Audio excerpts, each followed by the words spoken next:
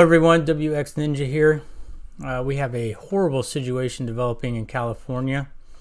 This map you're looking at is the evacuation zones in the LA area. So you can kind of see here's the 405, here's the 101, there's the 5. You guys call it the 5, we call it the I-5. But it doesn't matter anyways. West of the 405, there you see UCLA right there. You know, there's a bad situation going on with these wildfires right now. The only good news, if you want to call it that, with this fire is that it's burning to the west. There's a lot of forest area. I don't know how populated this area is, but hopefully you'll get lucky with some northerly winds creeping in as well, instead of just easterly winds, and it'll blow itself to the ocean and just run out of land to burn. So we'll cross our fingers for that. So let's get into it. Mandatory evacuation zone, mandatory evacuation area, and evacuation warning. This is probably like a stage 1 and a stage 2 evacuation maybe.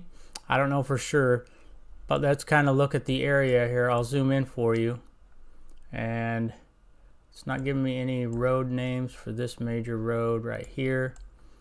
Temescal Fire Road. That's kind of a bad name. So from there it looks like all the way over to the 405.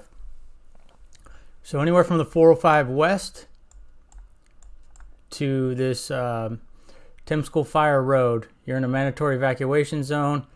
This is like a get ready to evacuate over to Highway 27 from there. Evacuation warning all the way down to the coast.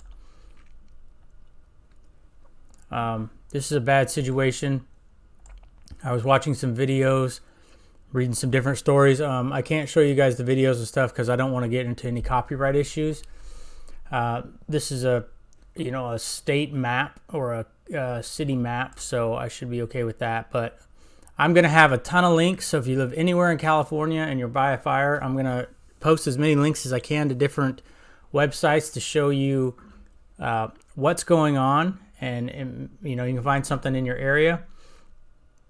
I'm going to try to stay on top of this, maybe do a couple videos a day just as things change to keep you guys aware. So if you have any questions, don't worry about it. If you think they're stupid questions or whatever, just feel free to reach out to me. I have no problem helping you guys out. This is a bad situation, and I'm here to help people. As you can see, lots of roads in here, so this is a heavy populated subdivisions all through in here, which means lots of people, unfortunately.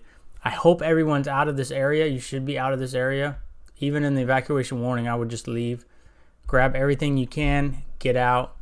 You know, you want to get all your documents, all your financial things, pictures, maybe as much food as you can, clothes, that kind of thing. You know, don't worry about little trinkets and things you can replace. It's just the main things like pictures and computers and that kind of things that have those documents and stuff on them that you can't replace. I'm going to link to a website that tells you how to prepare emergency kits and all that. That'll be in the description. So there's your fire area for just LA. This is the best map I could find. There are some other maps, but again, they're on different sites. The San Francisco Chronicle, I believe it is. They have a really good one. I'm not going to show their page though, because again, I don't want to get in copyright issues, but it will be in the description. So if you live in that area, you can look. Now here's the Cal Fire, or fire.cal.gov. I will link this.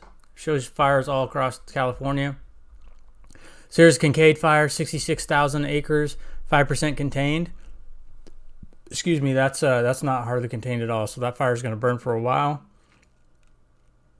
Saddle Ridge, this is 5 days old, so maybe it's fully contained now, almost 8,800 acres. Tick Fire, 4,600 acres, 70% contained. Burris Fire, 350 acres, 20%. Sky Fire, 90%, 150 acres. This goes on. They don't have information on these other fires because it's not in their district. But I will still link this so you can check out these fires so you'll know. So let's get into the forecast models. First thing we're going to look at is obviously it's cold throughout the country.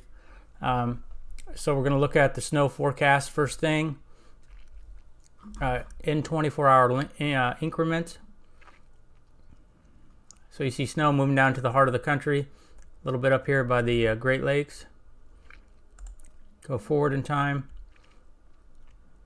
Nice little snowstorm again here for the central part, as well as Oklahoma and Texas. You guys saw some snow last week, some more this week, about 4 inches in the high totals there. Go 72 hours out. Still kind of going on. So maybe 6 to 8 inches, 9 inches, something like that. And a pretty good snowstorm here in the central part of the U.S. Looks like 6 inches on the high areas there. Then it scoots off more to the east. You get some snow up to more parts of Montana and Dakotas, a little bit of Minnesota there. This is for the end of the week. As you go into the weekend, kind of dies down. As you go forward in time, it gets pretty quiet, just upper Dakotas. Maybe some scattered snow showers into the heart of the country, probably in the higher terrain. It's like a little bit of Great Lakes snow. Pennsylvania, upstate New York. Then Wisconsin and Minnesota, you guys get in on a little bit of snow there. Then we see a little bit of snow creeping into Montana and the Dakotas. Nothing too heavy. Same kind of deal. This is getting into the 6th of November. So again, we're getting pretty far out there, so take it with a grain of salt. Little clipper system here across the northern states. Dies down. A little bit of snow here in the east, in the far northwestern parts of the Northeast. Same kind of deal. This is next weekend. Getting into the Dakotas again, parts of extreme northeastern Montana. A little bit of snow in the Cascades, maybe, of Washington there. Upper states there, some snow. Quiets down towards the end of the run. A little bit of snow into Washington Cascades again. This is way out there, so take it with a grain of salt. Let's go into the forecast model. This is the GFS. That was as well. So here you see the low. We're going to talk about California as well. We'll watch that during this run. See the low pressure center here with the big snowstorm going on. As it ejects out, see some snow into Montana, then it heads off. This heads off into the Great Lakes. Nothing going on here. It's just high pressure. It's just dominating this area. Snow, more snow into the Four Corners region. As we go through time, maybe a little bit of a mix here in the central U.S. Hopefully it'll be sleet and not a bunch of freezing rain. This is for Wednesday. See some stronger storms going through there. Snow on the backside of the low here. No precip into California still. See a third of the U.S. here is going to get some rain and some snow on the backside. Pretty decent sized storm. Heads off into the east coast for the weekend. That low gets even stronger. 987 is probably windy and rainy, and some wraparound moisture there for snow. A little bit of snow up into the Montana and Dakotas. The system ejects off into the east, northeast, leaving some heavy snow up into Canada on the backside. Maybe a little bit skirts down to the U.S. and the New England states. High pressure starts to dominate the country there, as you see on Saturday. Again, high and dry in California on the west coast. Pretty calm last part of the weekend there. Maybe some Great Lakes snow up here. Kind of ejects off to the east. See another low form off the coast. Doesn't look like it's going to affect the U.S. though. Pretty quiet overall. Just some scattered showers. Maybe a little bit of a smaller snowstorm there. Temperatures must be right on the edge as you see some rain mixing in. So not extremely cold maybe. Still high and dry out there in California, unfortunately. Get a little bit of a dip in the jet stream here.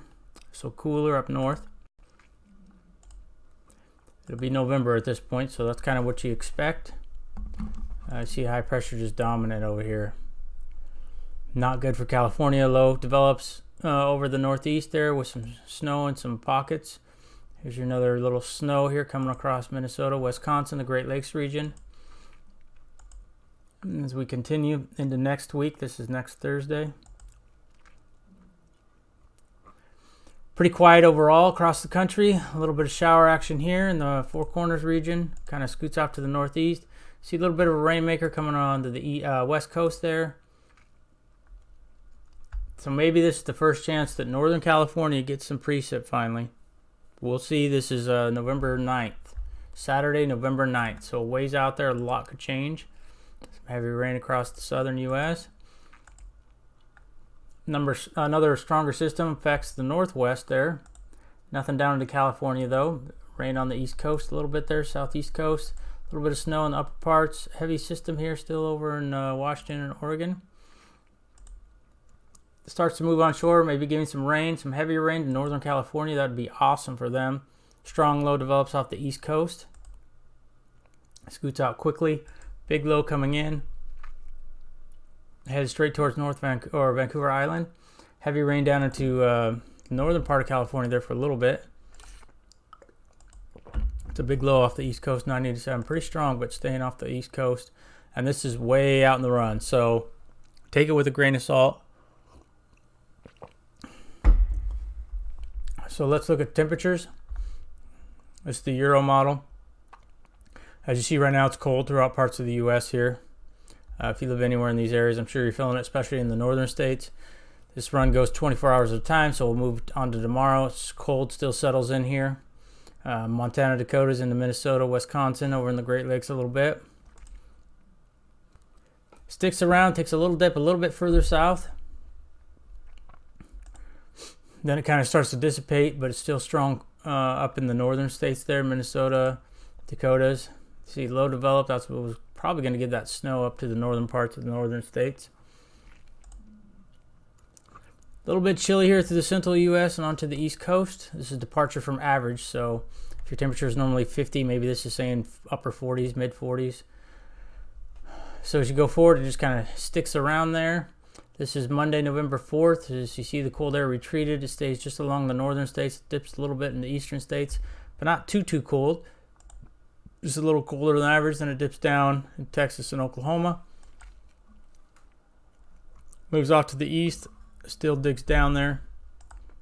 And as of right now, this is for Thursday, November 7th. As you can see right here, it's saying cold on the east coast here.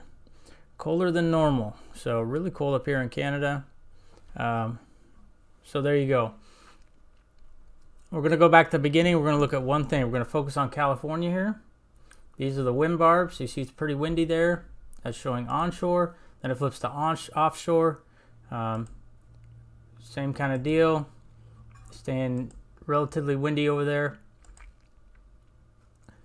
Same kind of deal. Now they're still talking. I mean, they've seen winds almost 80, 90 miles an hour in parts of Southern California. And those winds are just going to continue. Not that strong, but they're going to continue. So, again, anywhere here in LA, there's your mandatory evacuation zones and your evacuation warning. I'll link some different sites so that you can see the specific areas better and you can get more information. You can always call your local fire department and get the evacuation zones. They will be more than happy to tell you. If you can't get a hold of them, you can call your non-emergency police number. It's different for different areas, I believe. So you can look it up. You can just Google it, non-emergency police number for whatever city you're in, and that'll give you the number to call. You can call them up, talk to an operator, and simply just tell them, hey, I want to make sure I'm not in an evacuation zone, or maybe I'm in a, get ready to evacuate zone. Can you please tell me? Give them your address, and they will tell you. They'll be more than happy to help. So that's always a good resource. So again, all the links will be in the description. This is WX Ninja. Stay safe, everyone there in California. It's a dangerous situation. You don't want to be caught in the middle of this fire, having to evacuate like we've seen the videos before where people evacuating and the road's on fire, both sides of them, and they're freaking out because they don't know if they're going to get out alive. So just get out now while you can, while it's nice and safe. Evacuate far from the area, and keep you in your thoughts and prayers there. And I hope everyone's okay. All right, I will see you later with another update. Take care.